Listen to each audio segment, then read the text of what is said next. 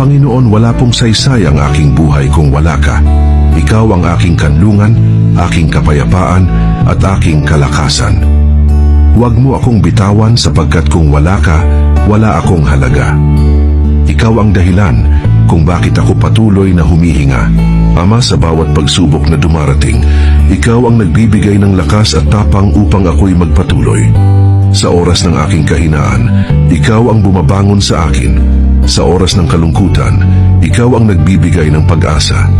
Linisin mo ang aking puso at gawin itong bukal ng pag-ibig, pagpapatawad at kabutihan. Gabayan mo ang aking pamilya, pagpalain mo ang aming mga gawain, at ituwid mo ang aming mga hakbang. Turuan mo akong laging magpasalamat sa maliit man o malaki, at huwag kailanman kalimutan na ikaw ang pinagmumulan ng lahat ng biyaya. Salamat, Panginoon, dahil sa iyo ko natatagpuan ang tunay na kapayapaan at ang dahilan ng aking pag-asa.